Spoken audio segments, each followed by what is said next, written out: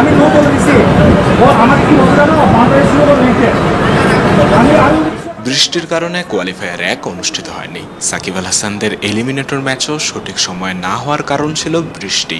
পরে অবশ্য ওভার কমিয়ে খেলার একটা সম্ভাবনা তৈরি হয়েছিল, কিন্তু আউটফিল্ড এতটাই বাজে ছিল যে কোনো খেলোয়াড়ের বড় ধরনের ইনজুরিও হতে পারত। শেষ অবধি সবকিছু বিবেচনায় নিয়ে ম্যাচ অফিসিয়ালরা সিদ্ধান্ত নেয় সুপার ওভারের, কিন্তু বাংলা টাইগার্স ক্যাপ্টেন সাকিব আল হাসান তাতে রাজি হননি। সাকিব টস অবধি করতে যাননি। আইসিসির নিয়ম বলে সুপার ওভার শুধুমাত্র ম্যাচটাই হলে, টি-20তে ফলাফল পেতে হলে অন্তত 5 ওভারের ম্যাচ হতেই হবে। সে যাই হোক, ঘটনা এক পর্যায়ে বাংলা টাইগার্সের বিপরীতেই যেতে শুরু করে। তখন ইন্টারফেয়ার করে ক্রিকেট কানাডা। বিস্তারিত শুনুন বাংলা টাইগার্সের মালিক পক্ষের একজনের কাছে। আজকে আমাদের ম্যাচ ছিল টরন্টো ইন্টারন্যাশনালের সাথে। ম্যাচটা বৃষ্টির কারণে অনেক সময় ক্ষেপণ হয়, পরবর্তীতে কাটেল ওভারে ম্যাচটা যাওয়ার সম্ভাবনা ছিল।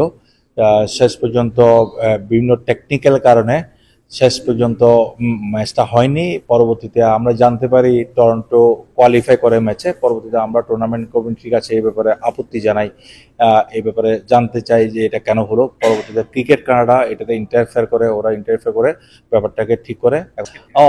মাঠে সাকিবের রুল ট্রিমেন্ডাসলি গুড, কারণ মাঠ সত্যিকার অর্থে খুব বাজে অবস্থায় ছিল। There was lot of water in the field. আজ সারাদিন এখানে বৃষ্টি হয়েছে, তার ভিতরেও সে অ্যাজ এ ক্যাপ্টেন সে যে এফোর্টটা দিছে মাঠের ভিতরে with the match referee, umpire, everybody, with the management, যে ম্যাচটা খেলা প্লেয়ারদের জন্য বিপজ্জনক ছিল বেসিক্যালি।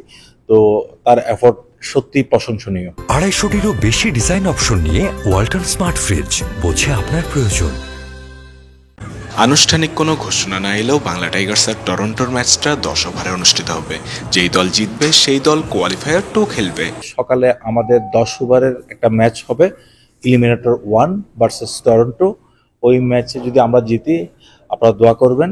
ওই ম্যাচে জিতলে আমরা কোয়ালিফায়ার 2 খেলবো, কোয়ালিফায়ার 2 জিতলে আমরা নেক্সট ডে ফাইনাল খেলবো। তো ওভারঅল টিমের মনোবল খুব ভালো আছে, তারা জেতার জন্য উদ্গ্রীব হয়ে আছে, ভালো অবস্থায় আছে, সবাই ফিট অ্যান্ড ফাইন আছে ইনশাল্লাহ, মাশাল্লাহ। শরীফুল খুব ভালো পারফর্ম করছে, সাকিব খুব ভালো পারফর্ম করছে। উৎস মাহমুদ অলরাউন্ডার। ভালো কিছু আশা করতেছি এবং আপনাদের দোয়া কামনা করছি।